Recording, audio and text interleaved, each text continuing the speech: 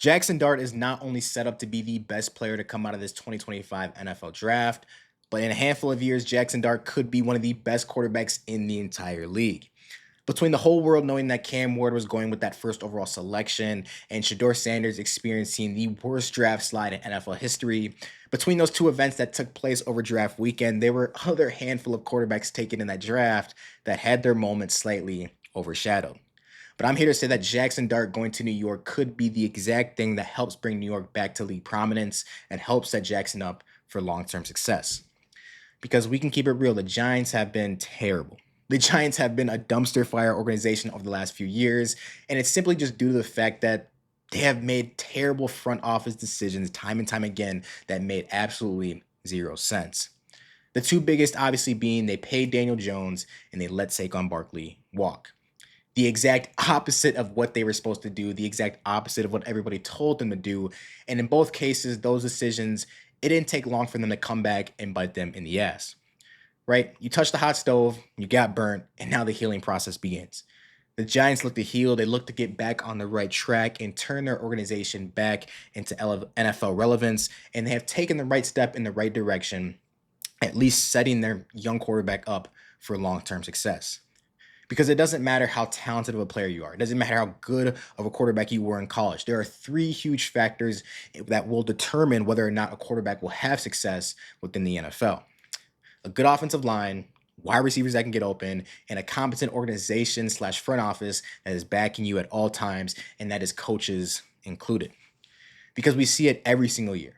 We see it time and time again. These uber talented guys that can make every throw you ask them to, throw it outside the numbers, in between the hashes, make plays with their feet, had major success at the college level. We see them come into the league every single year, but because their organizations are just terrible or they lack two out of those three factors, they struggle off the rip and we never see them reach their full potential.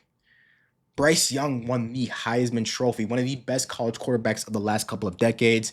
He went to the worst possible situation he could have in Carolina, and they almost ruined him for good in just a year and a half. Justin Fields, we saw him go to Chicago, and the Bears set him up for failure from the moment he walked in the door. They were a terrible organization making awful decisions. They had the worst offensive line in the National Football League, and for the first few years he was there, he had nobody to throw the ball to, and we almost never got to see what Justin Fields could truly become. We even look at a guy like Baker Mayfield, who was in Cleveland, just not the right situation for him. They lacked two out of those three factors for the majority of his tenure there. And then he somehow finds his way to Tampa Bay a few years later. They have all three of those things, and he just ended up throwing for 4,500 yards and 41 tugs, right? The organizational factor will be the only one that the Giants have to answer for here over the next Jaxson Dart era. But for the most part, the Giants have been a well-rounded organization. For the most part, the Giants have had great ownership between the Mara and Tisch families, and that's what should give New York Giants fans hopes. The Giants have been relevant every single decade since the 80s. They've won 4 Super Bowl titles, one each decade going back to 1986. So that tells us that they have bumps in the road just like everybody else. They get knocked on their ass just like every other organization, but they always find a way to get back up, figure things out, and get back to their winning ways. So if I'm looking at history, it's only a matter of time before the Giants find themselves back on the winning side of the NFL, which means if GM Joe Schoen and head coach Brian Daboll, who both are already on a hot seat, if they don't show signs of improvement this next year, they might not make it to week 6. New York, they ain't playing no more. It is that time. They ain't not playing no games. The Giants have sat back the last few years and have watched the NFC East become an absolute juggernaut. They have watched every single team in that division besides themselves become an absolute problem for years to come, and the 3 other teams aren't going away anytime soon. Right? The Eagles are looking to run it back for another title run here in 2025. They have been a big brother organization, as I like to say, since their ring in 2018. Philly is going to be a problem in this league for years to come, right? At least a little while longer. Jay Daniels in Washington has already proved himself to be a top 10 quarterback in this game after his rookie season. Washington did a complete 180 on their franchise. They went from the number 2 overall pick to an NFC title appearance in 2024. right? It's only a matter of time before they become legit contenders, but they're just going to continue to get better. And I know I hate to say it, but the Dallas Cowboys on paper should be a very good football team. I would go as far as to say that they could be a sleeper team to make the Super Bowl run. I know I said the same thing last year, but they're getting Dak back from injury. They just added George Pickens to line up alongside CD, and they finally added somebody.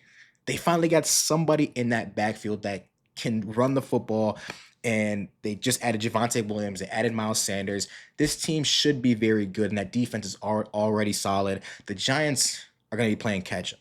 The Giants are going to be playing catch up, and they understand that, hey, their time might not be right now, but come see us in a few years. Come see us in a few years. They are playing the long game, and the part of that long game plan is Jaxson Dart. One reason I am a huge believer that Dart will see a lot of success within the NFL is that whenever that time comes, it'll be exactly that. It's whenever the time comes. He is not slated to start right away. He's not in a position where he has to play right away. And I have been saying it for years. I've been saying it for years that young quarterbacks benefit, and not only benefit, but they should sit right away to help their careers long term and help them learn and process things within the National Football League. Three out of the top five quarterbacks in NFL history: Tom Brady, Patrick Mahomes, Aaron Rodgers. What did they all do? They sat their ass down at least a year. At least a year when they came into the league. Dart is going into a situation where he will be within the most experienced quarterback room within the NFL. Russell Wilson, 14-year NFL vet, Super Bowl champion, one of the best in the game when he was in his prime. He still throws one of the best deep balls in the history of the NFL. I know it's a running joke that people think he's corny, people think he's this, he's that, he's not great anymore. Do not get it twisted. Russ was him, and it was only a handful of years ago that Russ was one of the best quarterbacks in the entire league. And you got famous Jameis Winston, 11 years in the league, Pro Bowl quarterback who threw for over 5,000 yards back in 2019. Again, it doesn't get any better than to learn from those two guys who have been through it absolute all.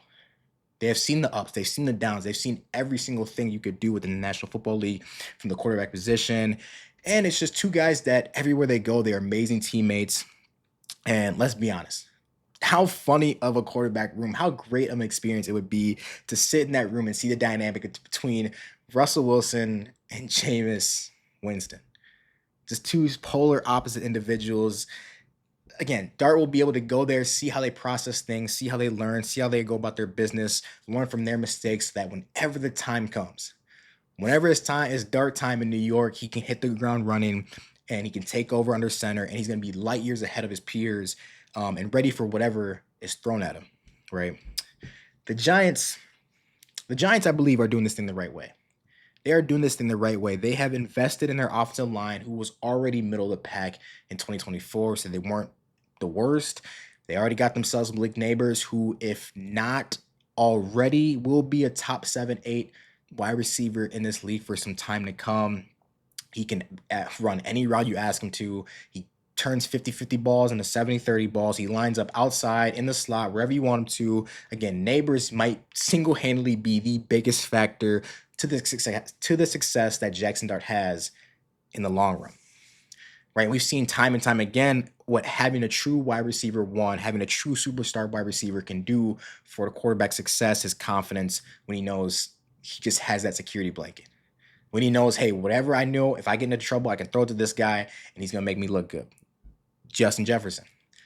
Of course, Neighbors is not Jettas, but Justin Jefferson helped resurrect Sam Darnold's career and got that boy a $100 million contract in Seattle this past year, right? Having that number one guy to grow with, trust in, is huge, especially for a young guy like Dart. And Neighbors is only a year into his NFL career, meaning they're going to grow together and the chemistry is only going to get better and better, right? Although the Giants finished 2024 with a 3-14 record, their roster isn't that bad.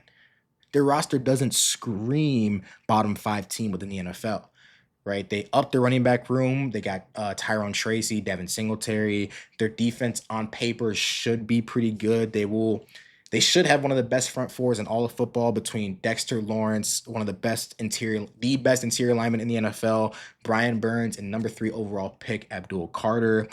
Jaxson Dart just could not have walked into a better situation than the one that he did in New York. So he's being set up for success in the long run. And as long as he takes care of his business on his end, he will have a very luxurious NFL career.